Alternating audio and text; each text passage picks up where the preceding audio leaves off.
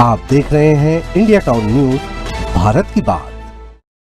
वतन पे जो फिदा होगा, अमर वो हर नौजवान होगा। रहेगी जब तक दुनिया, ये अफसाना उसका बया होगा। आपको ये तो मालूम है कि देश को अंग्रेजों से मुक्ति दिलाने में, उन्हें देश से खदेड़ निकालने में देश के महावीरों, क्रांतिकारियों, वीरांगनाओं की बेहद खास भूमिका रही। पर क्या आपको ये पता है कि आखिर वो कौन महिला वीरांगना थी जिससे अंग्रेज पहली बार हारे थे? जी हाँ, बिल्कुल सही सुना आपने, महिला वीरांगना। देश को अंग्रेजी हुकूमत से आजादी दिलाने के लिए पुरुष से लेकर महिला तक सभी ने अपना योगदान दिया था। उन्हीं वीरांगनाओं में से एक थी बेगम हजरत, जिन्होंने 1857 में हुई आजादी की पहली लड़ाई में अपनी बेहतरीन संगठन, शक्ति और बहादुरी से अंग्रेजी हुकूमत को नाकों तले चने चबाने को मजबूर कर दिया। जी हाँ, ये वीरांगना 1857 की क्रांति में कूदने वाली पहली महिला थी। चलिए शुरू से शुरू करते हैं। बेगम हजरत महल 1820 ईस्वी में अवध प्रांत के फैजाबाद जिले के एक छोटे से गांव में बेहद गरीब परिवार में जन्मी थी। बचपन में उन्हें सब मुहम्मदी खातून कहकर पुकारते थे।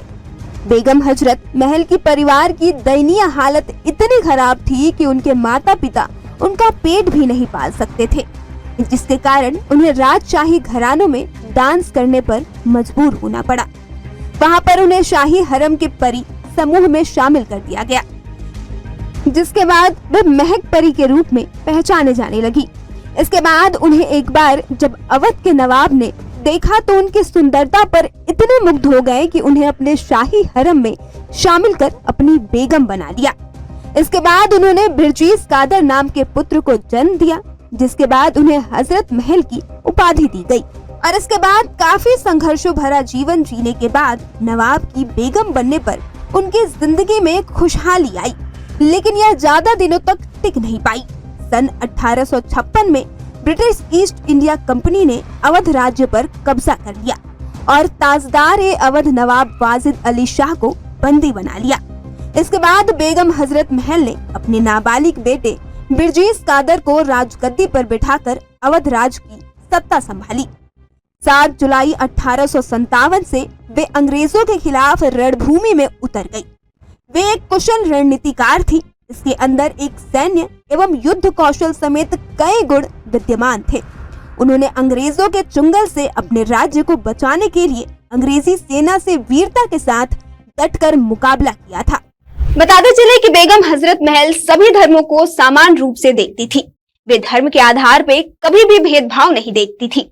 उन्होंने अपने सभी धर्मों के सिपाहियों को भी समान अधिकार दिए थे। तो वही इतिहासकारों का मानना है कि वे अपने सिपाहियों के हौसला बढ़ाने के लिए खुद ही युद्ध के मैदान में चली जाती थी।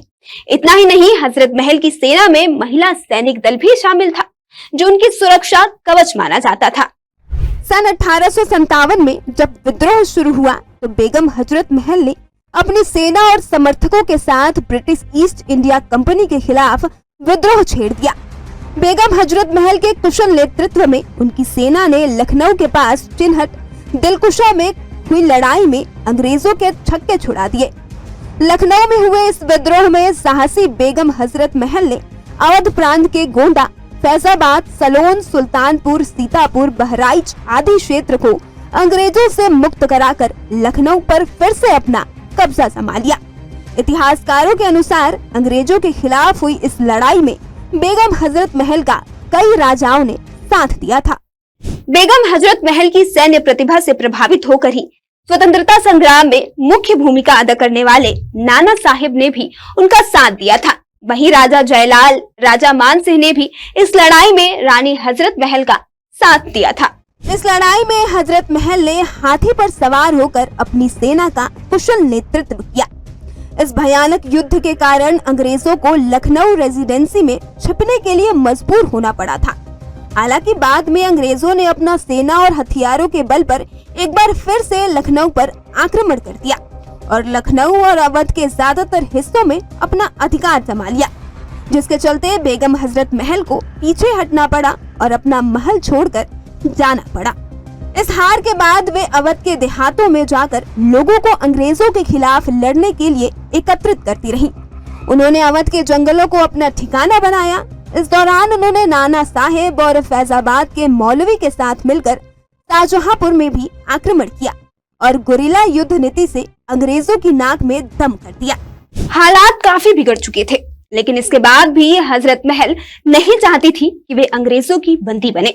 इसलिए वे अपने बेटे के साथ नेपाल चली गई। नेपाल के राजा राणा जंग बहादुर भी उनके साहस और स्वाभिमान से काफी प्रभावित थे।